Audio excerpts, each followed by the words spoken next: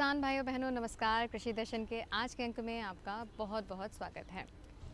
वैसे तो हमारा जो प्रोग्राम है इसमें हम खेती संबंधित बहुत सारी जानकारियां आप तक पहुंचाते हैं। अलग अलग क्रॉप के बारे में, अलग अलग खेत के खलिहान के प्रबंधन के बारे में, मिट्टी प्रबंधन के बारे में, तमाम विषयों पर हम बातचीत करते हैं। आज हम जिस विषय पर बात करने वाले हैं ये थोड़ा सा एक अलग विषय है। आज का विषय है एकीकृत मत्स्य पालन। एकीकृत का मतलब दरअसल होता क्या है? इसका मतलब होता है कि किस प्रकार से आप समन्वय के साथ दो फसलों का एक साथ उत्पादन कर सकते हैं, जैसे कि मुर्गी पालन के साथ बतख पालन या फिर मछली पालन के साथ अनाज उत्पादन। इस तरीके से आप दो फसलों का या विविध प्रकार की फसलों का या अलग अलग तरह के कामों का एक साथ काम करके आप अपनी आय को किस प्रकार से बढ़ा सकते हैं। क्योंकि जब आप किसी फसल का उत्पादन करते हैं तो उसके जो निक्षेप होते हैं, जो उसका आप उपयोग करके आप जो हमारी गाय हैं उनको खिला सकते हैं और फिर उनके गोबर और उनके लिए जो चारे की व्यवस्था है वो आपकी अनाज से हो जाती है। तो इस तरह से आप समन्वय करके कई सारे चीज़ें एक साथ कर सकते हैं। आज हम इसी विषय पर जानने वाले हैं, एकीकृत मत्स्य पालन के बारे में, और विस्तार से जानकारी देने वाले हैं ब्रह्मानंद शुक्ला जी, जो कि मत्स्य विशेषज्ञ हैं केवीके रायसेन से। आइए विस्तार से जानते हैं विषय के बारे में। नमस्कार किसान भाइयों, जैसा कि आज का टॉपिक रखा गया है एकीकृत मत्स्य पालन। एकीकृत मत्स्य पालन जैसा कि नाम से ही स्पष्ट है, इसके अंदर आप मछलियों के साथ साथ और भी खेतियां कर सकते हैं, जिससे आपको मछली के साथ साथ अतिरिक्त स्रोत से भी आपको इनकम हो सके।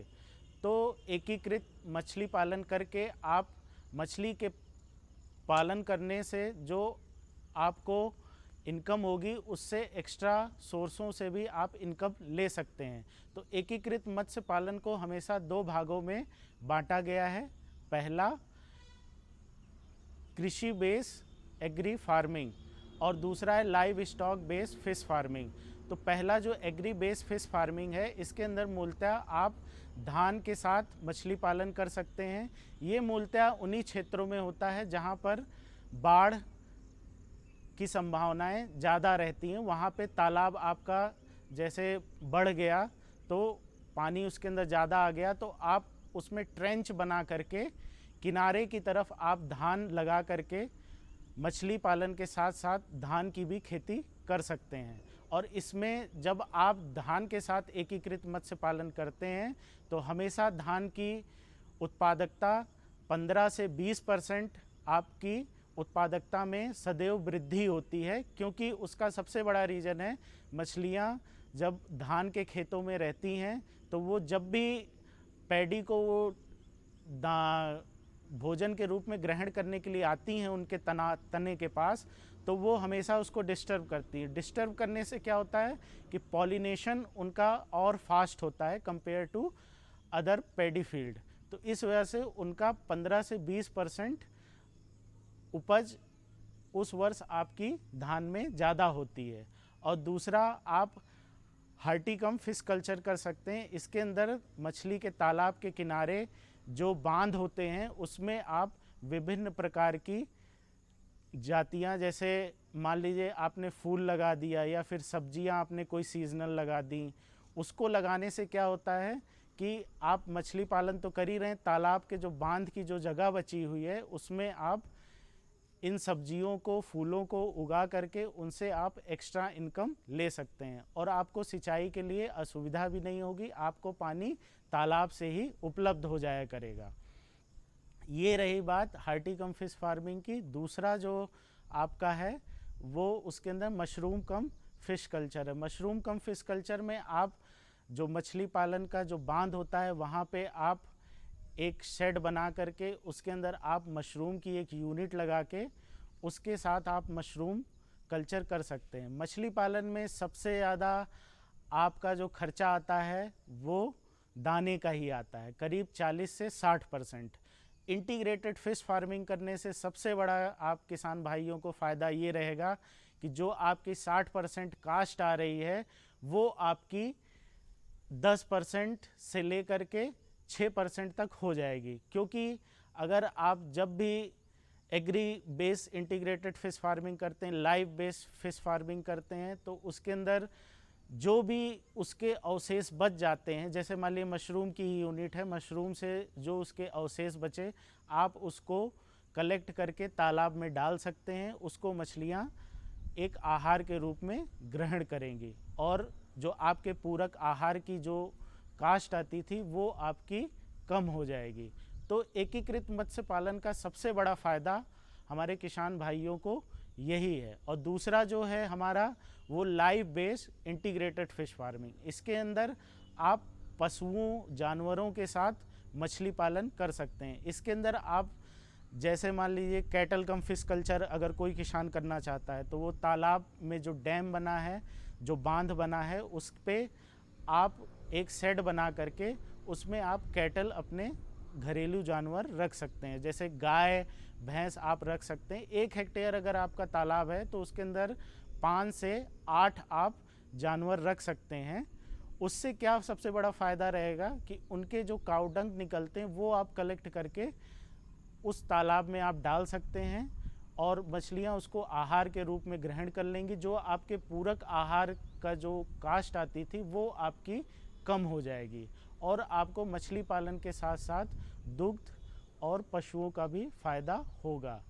और इसके साथ साथ एक और विधि बहुत प्रचलित है, सुकर कम फिश फार्मिंग। उसके अंदर आप जब सूअर का पालन करेंगे तो जब भी आप सुकर का पालन करें, जैसे आपका तालाब 1 हेक्टेयर का है तो उसके अंदर आप सुकर की मात्रा 35 से 40 रखें। इससे क्या है, जो पिग डंक होंगे आपके वो आप कलेक्ट करके ईजिली मछलियों में डाल सकते हैं। उसको डालने से क्या फ़ायदा होगा, जो आपका पूरक आहार की जो कास्ट है वो आपकी बच जाएगी और आपको एक एक्स्ट्रा इनकम सुकर के साथ मिल जाएगी।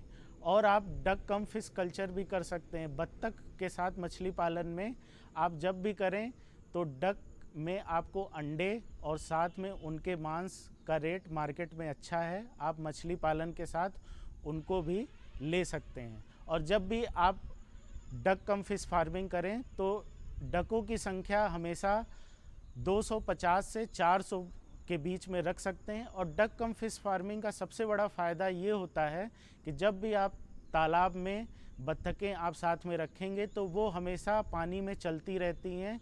उनके मूवमेंट्स होने से ये सरफेस पे जो हलचल मचती है उससे ऑक्सीजन की मात्रा पानी में हमेशा बनी रहती है, जिससे मत्स्य पालन जो आप तालाब में कर रहे हैं उसका भी उत्पादन में वृद्धि होती है, लमसम 18 से 20%।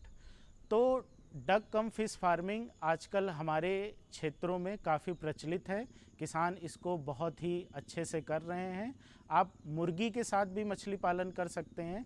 उसके अंदर आप बांध के ऊपर एक शेड बना करके उसके अंदर मुर्गों की विभिन्न प्रजातियां आप रख सकते हैं और उनके जो वेस्टेज निकलते हैं वो आप एज ए फीड इसमें यूज़ कर सकते हैं।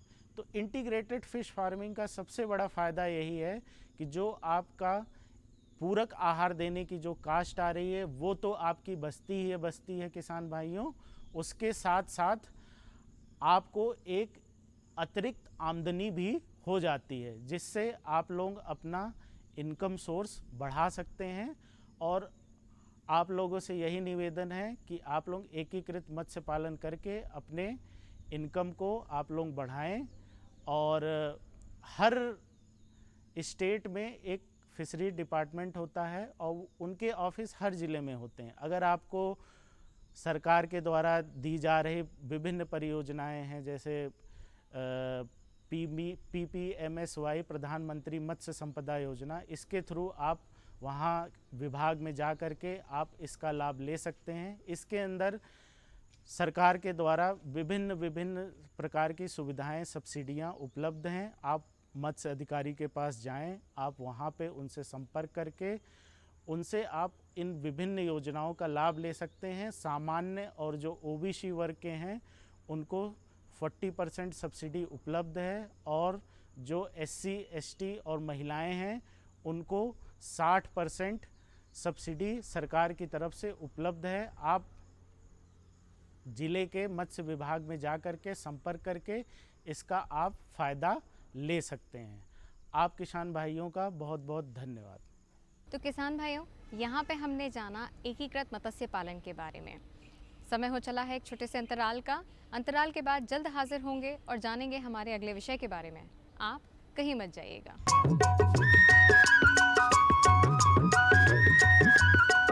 अरे सुन तो। मुझे क्या सुनाना चाहते हो? जो सुनाओ मेरी सौतन को। किसको? अरे वही तुम्हारा मोबाइल फोन जिससे सुबह शाम दिन रात चिपके रहते थे और कहते थे किसान कॉल सेंटर से बातें हो रही हैं।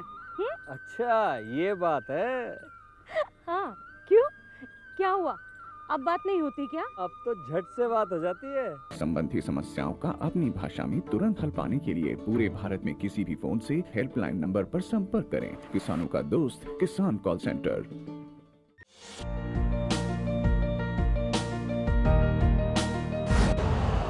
यूरिया का स्वदेशी उत्पादन 70 लाख टन बढ़ाने के लिए 6 उर्वरक संयंत्रों का उद्धार किया जा रहा है। FCIL के गोरखपुर, सिंदरी, तलचर और रामागुंडम संयंत्र, HFCL की बरौनी इकाई और BVFCL की नामरू फोर्थ। सोने पर सुहागा ये है कि देश में अब बनेगा सिर्फ नीम लेपित यूरिया, क्योंकि इससे होगा किसानों का फायदा ही फायदा। अनाज का उत्पादन 10% तक बढ़ेगा। बढ़ेगी 10 से 15% नाइट्रोजन क्षमता।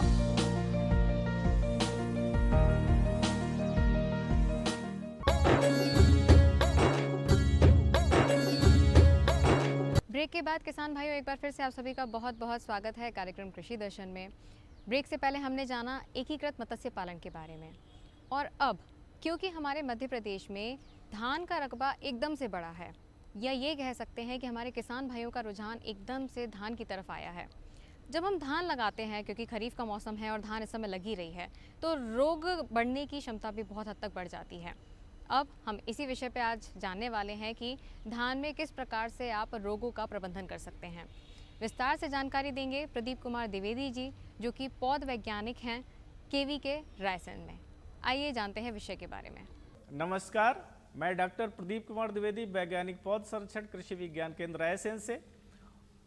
खरीफ के मौसम में प्राय रायसेन जिले में जो धान की एक प्रमुख फसल है, उसमें करीब देखते हैं कि वो हमारी प्रमुखता फसल हो जाए, चाहे वो सुगंधित धान कर रहे हो, चाहे सीधी बुआई की बात कर रहे हो। इसी इन दोनों फसलों के लिए हमें क्या करना है कि जो हमारे कीट एवं रोगों का प्रकोप होता है, तो उसको हम कैसे नियंत्रित करेंगे। तो धान की फसल में कीट एवं रोग प्रबंधन किस प्रकार से करेंगे, उसके बारे में हम आपको विस्तार से जानकारी देंगे। तो हमारी धान की फसल में प्रमुखता से जो रोगों का प्रकोप होता है, वो हम देखते हैं हमारे प्रमुख कुछ उसमें रोग लगते हैं। तो किसान भाई निश्चित रूप से अगर हम देखते हैं कि धान की फसल का हम उगा रहे हैं, तो उसमें से अगर हम कीटों पे या रोगों पे हम प्रबंधन कर लेते हैं, तो निश्चित रूप से हमारे किसान भाई अच्छे से अच्छा उत्पादन ले सकते हैं। तो हमें विशेष ध्यान देना है कि हमें शुरुआत अवस्था में इंटीग्रेटेड यानी एकीकृत नासी जीव या रोग प्रबंधन करना है। तो एकीकृत नासी जीव या रोग प्रबंधन के लिए हमें शुरुआती अवस्था से ध्यान रखना है कि जो हमारी धान की फसल में प्रमुख रोग आते हैं, तो उसके लिए नर्सरी अवस्था से हमें विशेष ध्यान देना है। नर्सरी अवस्था में हम क्या करेंगे कि ऊंची उठी हुई क्यारियां बनाते हैं और उस पर हम रोपा डालते हैं। तो रोपा डालने के लिए हम पहले सर्वप्रथम हम क्या करते हैं, बीज उपचार करते हैं। तो बीज उपचार करने के लिए हमें करना क्या है कि शुरुआत में जैसे हमारा बीज है, तो उसके लिए हमें जैविक फफूंदनाशक का उपयोग करना है। तो FIR पद्धत आती है, जिसको फफूंदनाशक या फंजीसाइड से पहले, फिर इसके बाद कीटनाशक, फिर इसके बाद में कल्चर का उपयोग करते हैं। तो शुरुआत अवस्था में जो फफूंद से संबंधित रोग फैलते हैं, उसके लिए हमें क्या करना है, फफूंदनाशक का उपयोग करना है।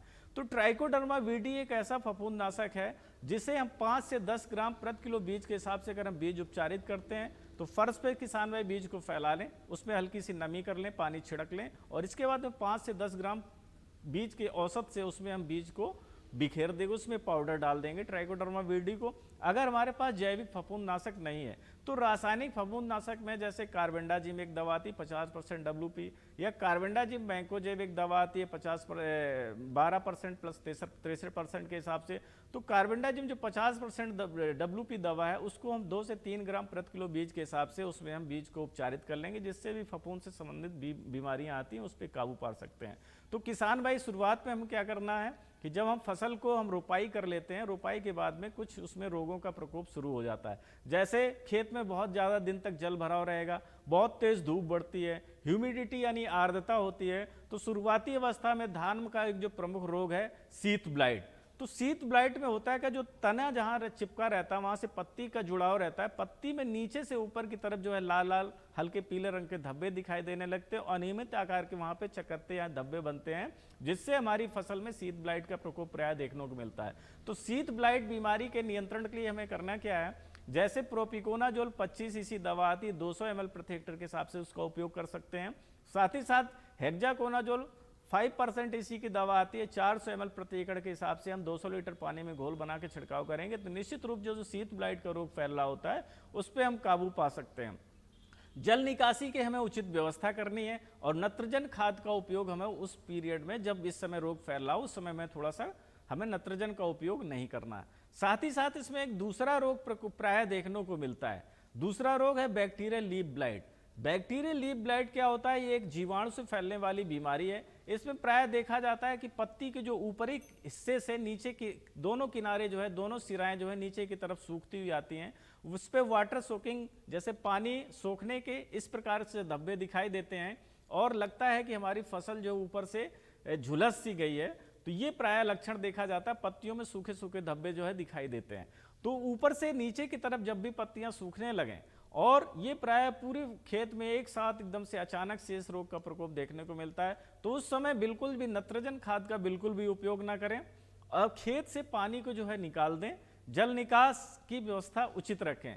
साथ ही साथ उसमें क्या होता है कि जो ऊपर से नीचे की तरफ जो रोग सूखते हुए आता है और हमें इसके नियंत्रण के लिए क्या करना है, स्ट्रेप्टोसाइक्लिन एक एंटीबायोटिक आता है, 6 ग्राम प्रति एकड़ के हिसाब से उसे हमें डालना रहता है और इसके साथ तांबा युक्त जैसे कॉपर ऑक्सीक्लोराइड या कॉपर हाइड्रोक्साइड। तो कॉपर ऑक्सीक्लोराइड जो है 200 से 250 ग्राम प्रति एकड़ के हिसाब से इसमें हम 6 ग्राम पाउच जो स्ट्रेप्टोसाइक्लिन को मिला करके हम उपयोग करेंगे तो इसी के साथ में बहुत अच्छा ये परिणाम देता है। तो कॉपर ऑक्सीक्लोराइड 200 से 250 ग्राम प्रति एकड़, साथ ही साथ 6 से 12 ग्राम जो स्ट्रेप्टोसाइक्लिन है, इसको दोनों को मिला करके हमें फसल पर छिड़काव कर देना, जिससे निश्चित रूप से हमारी बैक्टीरियल लीफ ब्लाइट जो रोग आ रहा है उस पर काबू पा सकते हैं। अब तीसरी जो एक समस्या जो बीमारी आती है इसमें ब्लास्ट की समस्या आती है। ब्लास्ट में क्या होता है, ये 3 अवस्था पे आता है, एक तो पत्ती अवस्था पे आता है, इसके बाद गांठ पे इसका प्रकोप देखने को मिलता है और जहां बाली रहती ग्रीवा जिसको कहते हैं नेक ब्लास्ट। ये तीनों जो है ब्लास्ट जो है ये फंगस से फैलने वाली बीमारी है। तो प्राय पत्ती पे जब इस पे लंबे लंबे जो है चांदी नुमा के तलवार नुमा जो नुकीले धब्बे दिखाई देने लगते हैं, उन धब्बों पे जैसे ही पत्ती पे दिखाई दें चमकीला आंख के आकार का अगर पुतली जैसा उसमें चमकीला धब्बा दिखाई दे रहा चांदी जैसा, तो समझ लीजिए कि ये जो ब्लास्ट रोग का प्रकोप प्राय देखने को मिल रहा है। तो इसके लिए अगर हमने बीज उपचार किया है तो रोग का प्रकोप कम देखने को मिलेगा। अगर रोग आ गया है तो उसके लिए हमें क्या करना है कि बहुत सारी दवाइयां आ गई हैं, जैसे हमारा ट्राईसाइक्लाजोल 75% WP है, इसको 120 ग्राम प्रति एकड़ के हिसाब से 200 लीटर पानी में घोल बना के छिड़काव कर सकते हैं। अगर ट्राईसाइक्लाजोल चूंकि इसका दुष्परिणाम कुछ आने लगे, रेजिड्यू के रूप में ज़्यादा आने लगा है, तो इसको ना डाल करके जैसे आइसोप्रोथिलीन 25 सीसी दवा आती है, इसको हमें 250 से 300 ml जो है हमें प्रति एकड़ के हिसाब से घोल बना करके 200 लीटर पानी में छिड़काव करेंगे। या साथ ही साथ हमारी जैसे टेबिकोनाजोल प्लस ट्राइफ्लॉक्सीस्ट्रोबिन या एजॉक्सीस्ट्रोबिन प्लस टेबिकोनाजोल, तो एजॉक्सीस्ट्रोबिन टेबिकोनाजोल जो है 250 ml प्रति एकड़ के हिसाब से 200 लीटर पानी में घोल बना के छिड़काव करेंगे। या टेबिकोनाजोल प्लस ट्राइफ्लॉक्सीस्ट्रोबिन है जो 100 ग्राम प्रति एकड़ के हिसाब से 200 लीटर पानी में घोल बना के छिड़काव करेंगे, तो निश्चित रूप से इस पे रोग पे हम काबू पा सकते हैं। साथ ही साथ कार्बेंडाजिम 50% WP दवा आती है, उसको हम 200 ग्राम प्रति एकड़ के हिसाब से 200 लीटर पानी में घोल बना के छिड़काव करेंगे, तो निश्चित रूप से हम ब्लास्ट रोग पे हम काबू पा सकते हैं। अब एक इसमें समस्या, जब हमारी बाली भरने लगती है, दाना भरने लगते हैं, तो उस समय प्रायः जो है एक रोग देखने को मिलता है जिसको हम फॉल्स स्मट कहते हैं। फॉल्स स्मट के पहचान के लक्षण है कि दाने के स्थान पर वहां पे हल्का पीले रंग के जो है पिंडनुमा संरचना बनने लगती है, बाद में वो भूरे धब्बे में परिवर्तित हो जाती है, इसके बाद में वो गांठ का रूप ले लेती है, जो बीज की जगह ना होकर के वो एक बीमारी का जो एक गांठ बन जाती है, जिसको हम फॉल्स स्मट कहते हैं। गठीला एक हल्दी के पाउडर जैसे इस संरचना प्राय खेतों में देखने को मिलती है। अब हमारा एक जो मुख्य कीट जो हमारी धान की फसल का आ रहा है, जिसको हम BPH कहते हैं, यानी भूरा फुदका, ये बहुत एक खतरनाक कीट है। ये जब बालियां हमारी फसल में आने लगती हैं उस समय ह्यूमिडिटी ज़्यादा होती है, तो किसान भाई इस कीट पे प्रबंधन पाने के लिए क्या करें कि अपने खेतों में जल निकास जो है बड़ा उत्तम रखें, उचित व्यवस्था रखें, पानी को खेत में भरा ना रहने दें। चूंकि पानी जब भरा रहता है धान के खेत में तो उसमें ये ब्रीडिंग करता, अपने अंडे देता, बच्चे देता है। तो पानी अगर खेत से निकालते रहेंगे, भरते रहेंगे तो इस कीट का प्रकोप जो है बहुत कम से कम होगा। साथ ही साथ हमें क्या करना है कि इस कीट को हमें नियंत्रण करने के लिए जैसे वहाँ पे हम ट्रैप्स लगा सकते हैं, येलो स्टिकी ट्रैप्स वगैरह आते हैं, उसमें गोंद लगा लेते हैं जिससे उसमें कीट चिपक जाता है। लाइट ट्रैप का उपयोग करते हैं, लाइट ट्रैप में भी ये कीट आकर्षित होता है और उसमें हमें दवा कम डालने की जरूरत पड़ती है।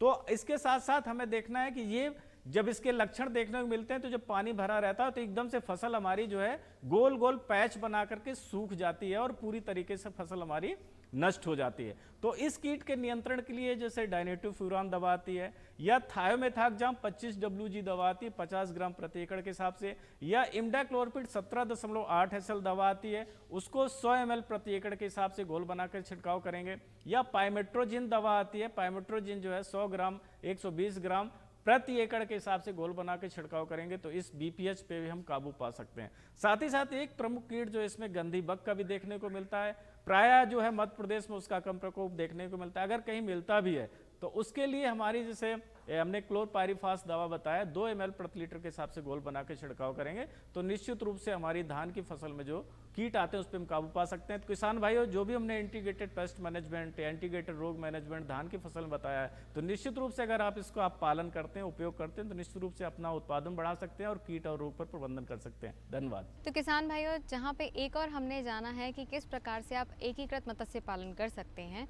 वहीं दूसरी ओर हमने जाना कि धान में रोगों का प्रबंधन किस प्रकार से कर सकते हैं। आइए चलते चलते एक नज़र डाल लेते हैं कृषि जगत से जुड़ी हुई खबरों के बारे में। खबरें खेती की में। नमस्कार किसान भाइयों, खबरें खेती में आपका हार्दिक स्वागत है। आइए नजर डालते हैं आज की कृषि की मुख्य खबरों पर। पहली खबर, बेस्ट परफॉर्मिंग स्टेट, कृषि अवसंरचना कोष सफल, प्राकृतिक कृषि की ओर प्रदेश, अंकुर अभियान, कटहल की खेती के लाभ। और अब खबरें विस्तार से। बेस्ट परफॉर्मिंग स्टेट, केंद्र सरकार द्वारा एग्रीकल्चर इंफ्रास्ट्रक्चर फंड में देश में सर्वश्रेष्ठ कार्य के लिए मध्य प्रदेश को बेस्ट परफॉर्मिंग स्टेट के प्रथम पुरस्कार से सम्मानित किया है। पिछले दिनों नई दिल्ली में आयोजित एक कार्यक्रम में केंद्रीय कृषि तथा किसान कल्याण मंत्री नरेंद्र सिंह तोमर ने मध्य प्रदेश को इस पुरस्कार से नवाजा। केंद्र सरकार द्वारा प्रदेश को 7400 करोड़ की वित्तीय सुविधा का आवंटन किया गया, जिसमें से वर्ष 2022-23 की समाप्ति तक 40% तक राशि का व्यय किया जाना था। पूरे देश में हुए राशि के कुल वितरण का 36% वितरण केवल मध्य प्रदेश में हुआ है। योजना में अब तक 612 कृषकों, 2721 कृषि उद्यमियों और 32 स्टार्टअप को योजना का लाभ मिल चुका है। मध्य प्रदेश कृषि के क्षेत्र में आत्मनिर्भर बनने की दिशा में लगातार आगे बढ़ रहा है। इसी का परिणाम है यह सम्मान। मुख्यमंत्री शिवराज सिंह चौहान ने भोपाल में भारत सरकार से प्राप्त ट्रॉफी प्रदेश के कृषि मंत्री कमल पटेल को भेंट की। कृषि अवसंरचना कोष सफल, केंद्रीय कृषि एवं किसान कल्याण मंत्री श्री नरेंद्र सिंह तोमर ने कहा है कि आत्मनिर्भर भारत अभियान के तहत प्रधानमंत्री श्री नरेंद्र मोदी द्वारा शुरू किया गया कृषि अवसंरचना कोष AIF नए मील के पत्थर छू रहा है। श्री तोमर नई दिल्ली में आयोजित कार्यक्रम में बोल रहे थे। उन्होंने कहा कि कृषि उत्पादकता बढ़ाने, कृषि निर्यात बढ़ाने, कृषि क्षेत्र को रोजगार योग्य बनाने और नई पीढ़ी को आकर्षित करने के लिए कृषि अवसंरचना कोष तैयार किया गया है। कृषि क्षेत्र के विकास में इसका उपयोग राज्य सरकारों और बैंकों को मिलकर करना चाहिए। प्राकृतिक कृषि की ओर प्रदेश, मुख्यमंत्री शिवराज सिंह चौहान ने कहा है कि मध्य प्रदेश प्राकृतिक खेती की ओर तेजी से आगे बढ़ रहा है। जिन कृषकों ने प्राकृतिक खेती प्रारंभ की है, उनके कार्यों को देखकर अन्य किसान इसके लिए प्रेरित होंगे। मुख्यमंत्री ने कहा कि गेहूं और धान के स्थान पर प्राकृतिक कृषि में अन्य अनाज लिए जाने की पहल की गई है। श्री चौहान निवेश संवर्धन पर मंत्रिपरिषद समिति की बैठक को संबोधित कर रहे थे। उन्होंने कहा कि मध्य प्रदेश में पायलट आधार पर प्राकृतिक कृषि के लिए क्षेत्र चयनित कर कार्य प्रारंभ किया गया है। कृषकों के आर्थिक हित को देखते हुए नई योजना मध्य प्रदेश फसल विविधीकरण के लिए प्रोत्साहन वर्तमान वित्तीय वर्ष से 3 वर्ष के लिए लागू की गई है। मुख्यमंत्री ने कहा कि फसल विविधीकरण के क्षेत्र में मध्य प्रदेश अन्य राज्यों से आगे बढ़ रहा है। निश्चित ही किसानों द्वारा रुचि लिए जाने से प्राकृतिक कृषि को बढ़ावा देने का कार्य आसान होगा। अंकुर अभियान। मुख्यमंत्री शिवराज सिंह चौहान ने जन सहभागिता पर आधारित अंकुर अभियान में नागरिकों द्वारा वायु दूत ऐप पर 10 लाख से अधिक पंजीयन कराने की उपलब्धि के लिए प्रदेशवासियों को बधाई दी। श्री चौहान ने प्रदेशवासियों से अपील की है कि पूरी ऊर्जा, उत्साह और समर्पण के साथ धरती को हरा भरा बनाने के इस अभियान को लगातार जारी रखें। प्रदेश को हरा भरा रखने, पर्यावरण को बचाने के लिए मध्य प्रदेश में अंकुर अभियान की शुरुआत हुई थी। आमजन इस योजना में बढ़ चढ़कर अपनी उपस्थिति दर्ज कराएं। कटहल की खेती के लाभ। कटहल न केवल हमारे देश में बल्कि विदेशों में भी खूब खाया और पकाया जाता है। पोषक तत्वों से भरपूर कटहल कई रोगों में फायदा पहुंचाता है। कटहल का पेड़ एक बार लगा दिया जाए तो सालों साल तक यह खूब फलता फूलता है। वैसे तो कटहल किसी भी मिट्टी में उगाया जा सकता है, लेकिन काली मिट्टी और शुष्क जलवायु इसके लिए उपयोगी होती है। वर्षा और गर्मी में यह फल खूब बढ़ता है, लेकिन सर्दी में होने वाला ये फल नुकसानदायी होता है। ग्राफ्टिंग अथवा कटिंग वाले पौधे 3 से 4 साल में फल देने लगते हैं। कटहल के पेड़ में रोग तथा कीट का प्रकोप बहुत कम होता है। कटहल का पेड़ बारहमासी होता है, जो कि सदैव हरा भरा रहता है। इस पेड़ की शाखाएं अधिक फैलती हैं। इस पेड़ की ऊंचाई लगभग 12 से 15 मीटर तक हो जाती है। यह बहुत ही घना और विशाल होता है। जहां कटहल की खेती की जाती है, वहां पर इसके पेड़ की छाया में इलायची, काली मिर्च आदि चीज़ों की खेती की जा सकती है। तो किसान भाइयों, खबरें खेती में बस इतना ही। आप देखते रहिए कार्यक्रम कृषि दर्शन और मुझे दीजिए आज्ञा। नमस्कार। किसान भाइयों, आज के अंक में हमने बहुत ही प्रकार से विविध रूप से जो हमारे विषय हैं उनकी जानकारी ली है, और हमें उम्मीद है कि आपको हमारे कार्यक्रम पसंद भी आया होगा, क्योंकि जहां पे हमने मत्स्य पालन के बारे में जाना है कि किस प्रकार से आप मछली पालन पे और ज़्यादा ध्यान दे सकते हैं और अपनी आय को बढ़ा सकते हैं, और साथ में आप अपनी कृषि भी कर सकते हैं। इसके साथ ही हमने जाना है कि धान में भी आप किस प्रकार से रोगों को बचा सकते हैं। आगे इसके बाद हमने बात की कृषि जगत से जुड़ी हुई खबरों के बारे में। तो आज के अंक में इतना ही। फिर मुलाकात होगी आपसे, तब तक के लिए मुझे दीजिए आज्ञा। नमस्कार।